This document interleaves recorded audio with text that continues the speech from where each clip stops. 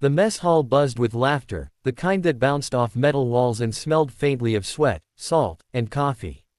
Navy SEALs lounged around in groups, swapping stories of past missions, boastful, bloody, and sometimes unbelievable.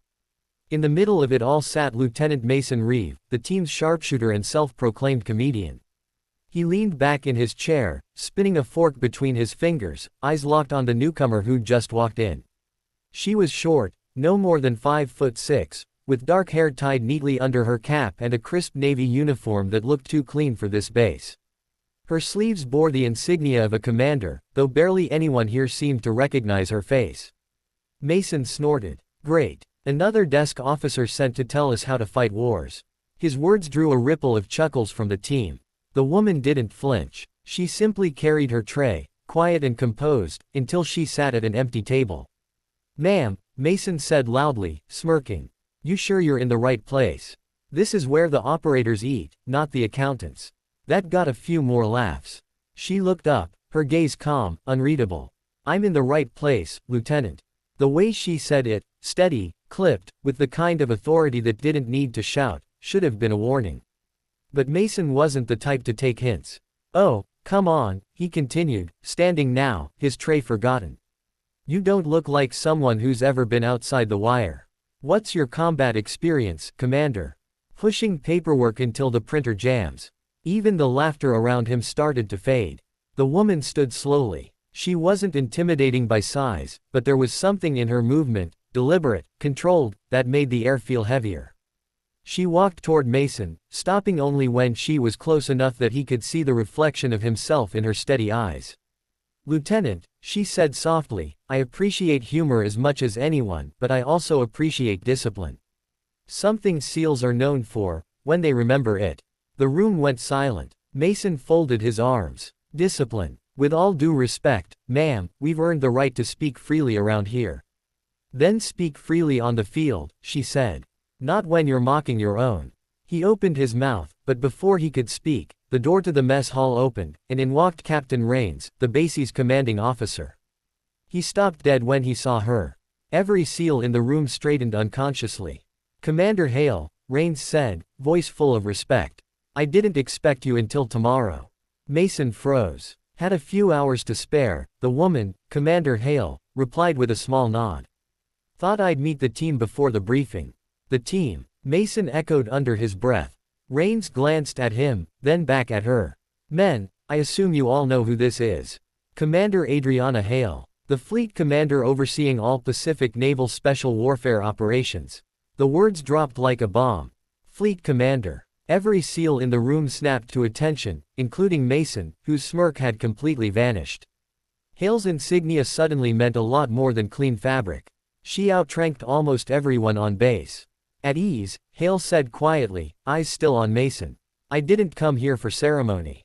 Raines cleared his throat. "Commander, shall I have the room cleared for your meeting?" "Not yet," she said. "I'd like to understand my team first." She turned back to Mason. "Lieutenant Reeve, wasn't it?" "Yes, ma'am." His voice was barely above a whisper now. "Tell me, Lieutenant," she said, walking slowly past the tables, "how long have you been with SEAL Team 9? 3 years, ma'am. And how many combat deployments?" 5. She nodded thoughtfully. "Impressive. You've seen your share of fire, then. So tell me, when bullets start flying, how important is trust to you?" "Everything, ma'am." "Good. Because when trust breaks down in a unit, people die. Mocking a fellow officer, even one you don't know, is a crack in that trust. You understand?" "Yes, ma'am." Her tone didn't rise once. But every man in the room felt the weight behind her words. Then, she did something none of them expected. She smiled. Just slightly. "I read your file, Lieutenant. You're a fine shot. The best on your team, in fact. But remember, your rifle isn't the only weapon that matters here. Respect is just as lethal when used right." Mason swallowed hard. "Understood, ma'am." "Good," she said, then turned toward Raines. "Captain, I'll need the unit ready for evaluation at 0600. Full combat readiness. We're running Operation Night Tide earlier than planned."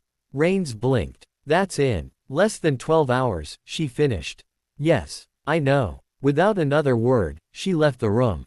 The silence that followed was deafening. Mason sat down slowly, the weight of embarrassment and realization pressing on him. His teammates exchanged uneasy glances, some smirking, others quietly impressed. Chief Barrett, the team's senior enlisted, finally broke the silence. "Nice going, hotshot. You just mouthed off to the fleet commander." Mason groaned. "How was I supposed to know?" "You weren't," Barrett said with a grin. "That's the point. Lesson learned. The next morning came fast. At precisely 0600, SEAL Team 9 assembled on the training grounds. The air was sharp with salt and cold mist rolling in from the sea. Commander Hale stood before them, dressed in full tactical gear, helmet, vest, sidearm, everything. No one expected her to show up geared like that. "Gentlemen," she said, "today's evaluation will determine whether your team is ready for active deployment under my command. I don't do sit-down briefings. We do this in the field." She nodded to the training officer beside her. "Scenario: hostage recovery, simulated insurgent compound, 2 clicks inland. You have 15 minutes to plan, 30 to execute. I'll be joining you as part of the team." Mason blinked. "You'll be joining us, ma'am?" "Yes, Lieutenant. Unless you think I might slow you down." He shook his head quickly. "No, ma'am." They hit the field running. Hale moved like someone who'd done this 100 times before, precise, silent, efficient. She wasn't barking orders, she was in motion, coordinating, covering sectors, signaling transitions before the team even needed them. When the mock gunfire erupted, Mason watched in disbelief as Hale breached a door with flawless timing, neutralized 3 targets, and extracted the hostage herself. By the time the training clock hit 0, they'd completed the mission with record efficiency.